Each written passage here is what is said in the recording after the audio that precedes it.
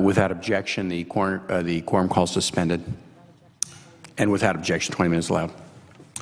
Mr. President, it is no secret to anybody that the American people are frustrated and they are disgusted with what is going on in Washington. You may have seen the Onion magazine, the satirical magazine, running a story which said that at a time when 5% of the American people approve of what's going on in Congress, the Onion reported psychiatrists deeply worried about the mental health of 5% of the American public. In other words, all over this country, regardless of political persuasions, people literally cannot understand what's going on here, and they have every reason to be outraged and frustrated because so many people today are being hurt. We can disagree about the Affordable Care Act. We as a nation can disagree about how you address Social Security, Medicare, Medicaid, global warming, or any other issue out there. But what should not be happening is that this government and the American people should not be held hostage by an extreme right wing of the Republican Party who says, well, yeah, we lost the election by 5 million votes. We lost 2 seats in the Senate. We lost seats in the House. But nonetheless, unless we get the agenda that we campaigned on and that we lost, we're going to shut down the federal government, punish millions of federal employees and tens of millions of taxpayers who paid for federal services. And for the first time in the history of the United States of America, we are not going to pay our bills and perhaps thrust the American financial system and the world's financial system into a horrendous recession. What the American people are saying over and over again, regardless of political persuasion, yes, we can disagree on issues. No, you cannot bring the United States government to a halt and default on our payment because you disagree on certain legislation. Now, interestingly enough, Mr. President, a couple of days ago, I gathered that we had to bring the government to a halt and that we had to not pay our bills and bring the world's financial system into crisis because of the horrors of Obamacare, the Affordable Care Act. That was the reason. Well, 2 days have come and gone, and guess what? It's not the Affordable Care Act. That is not any longer being discussed. Today, I gather, I haven't seen the news in the last 15 minutes, but the last that I heard, the reason that we are shutting down the government and threatening not to pay our bills is that we are spending too much money and the deficit is too high. I gather that is the latest reason. Well, clearly, a deficit of $700 billion and a debt of $16.7 trillion is too much. But let's make a couple of points about that issue. First, in the last 3 years, we have cut the deficit in half. A few years ago it was $1.4 trillion. Today it is $700 billion. That is not an insignificant effort.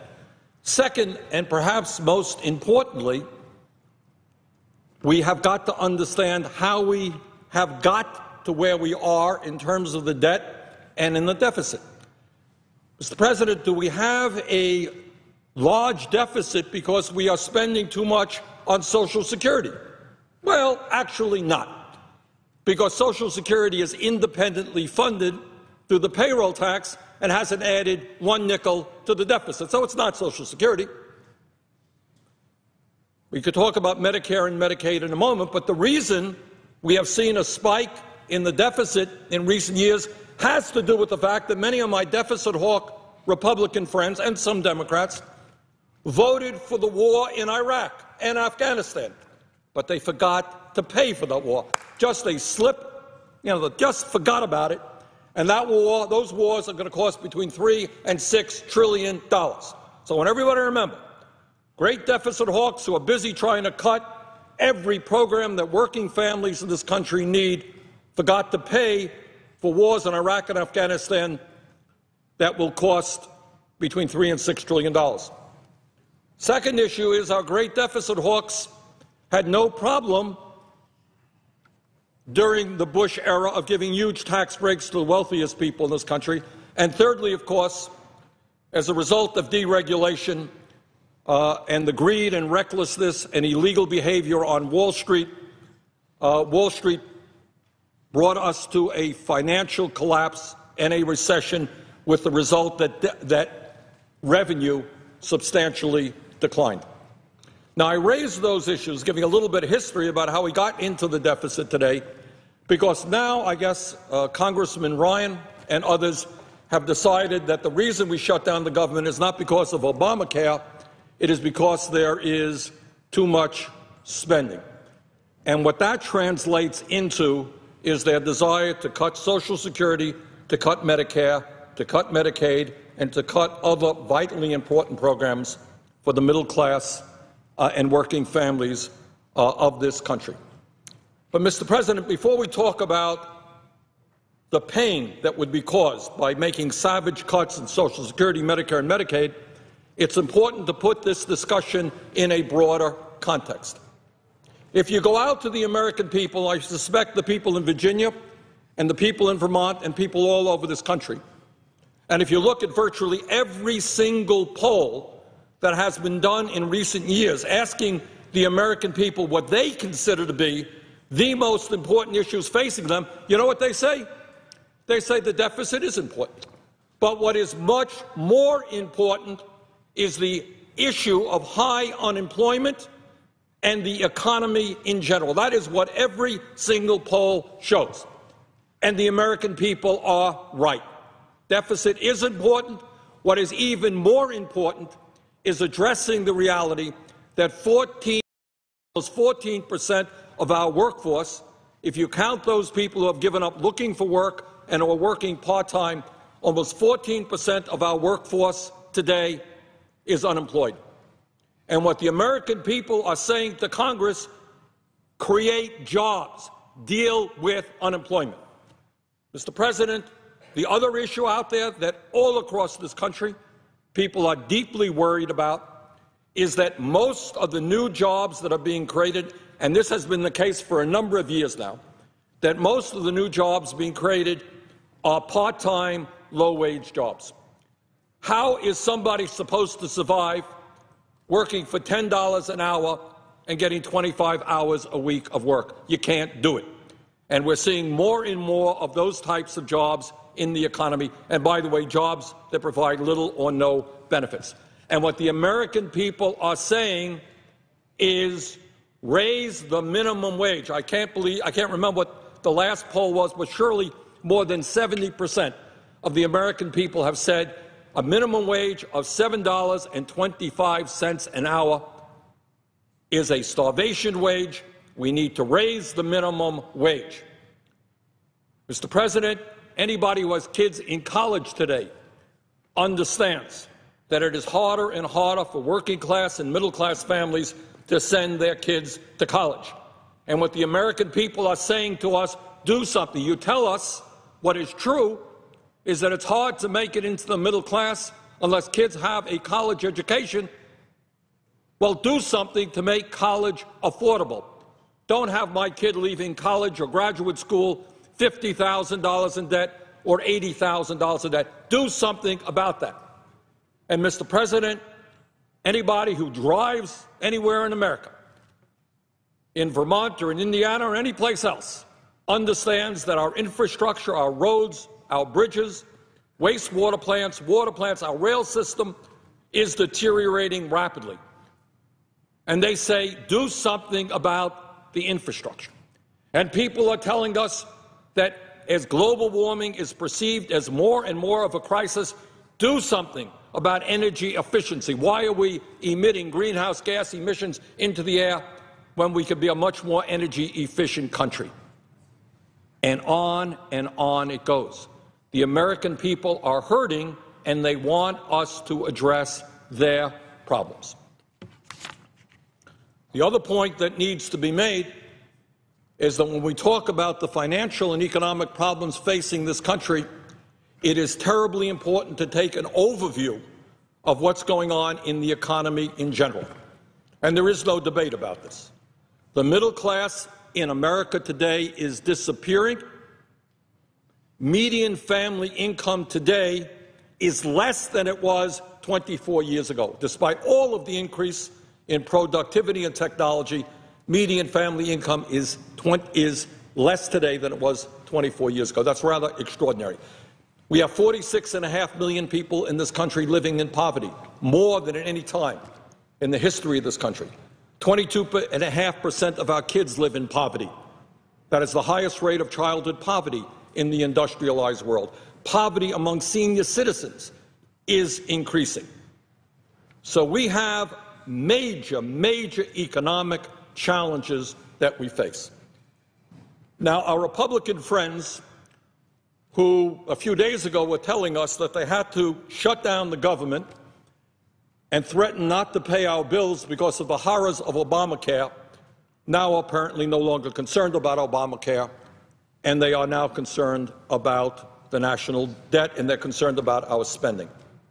Well, this is what I want to say. If we want to have a conversation or a conference or a discussion or a special committee, or call it whatever you want, we cannot just look at cutting Social Security, Medicare, and Medicaid, as Congressman Ryan and many others want. We have got to put into that discussion how it happens that 1 out of 4 major corporations in this country does not pay a nickel in federal income taxes. You think that should be part of the discussion? I think it should be. We have to put into that discussion how it happens that corporate America is putting their money in the Cayman Islands and in other tax havens and avoiding paying tens and tens of billions of dollars in federal taxes. Do we need that into the discussion? I think we do. And if you're going to talk about a conference on the economy, the conference must include the need to create millions of jobs. It must include the need to raise the minimum wage. It must include pay equity so that women get the same wages that men do for the work they are doing. It must include rebuilding our infrastructure. This discussion on the economy cannot simply happen on Republican terms. We live in a country in which the middle class is in rapid decline, while the wealthiest people and the largest corporations are doing phenomenally well. And any discussion that we have after we reopen the government, after we pay our bills, has got to include that important reality. We cannot and we must not, for moral reasons and for economic reasons, balance the budget on the backs of the elderly, the children, the sick, and low-income people. The wealthiest people and the largest corporations have got to get involved, have got to pay their fair share of taxes. And we have got to create the millions of jobs that this country desperately needs. So, Mr. President, as I see the revolving or constantly changing agenda on the part of my Republican colleagues as to why they have shut down the government, I just want to make it clear that the first thing that has to happen is they have to understand this government has got to be reopened, and it's got to be reopened with a strong budget that lasts for the rest of this fiscal year. And we have got to pay our debts so that this country and the entire global economy does not descend into financial chaos. We have got to do that, and in fact, if Mr. Boehner were to give the members of the House of Representatives a vote on that issue today, I expect it would win. But as we go forward and we discuss broader issues, as we should, the agenda cannot simply be the agenda of the Republican candidate for president and vice president who lost by 5 million votes. The agenda has got to be what the American people want, and that is expanding the middle class, creating jobs, raising wages, rebuilding our infrastructure, pay equity, making college affordable. Those are the issues that have got to be on the agenda as well. And with that, Mr. President, I would yield the floor.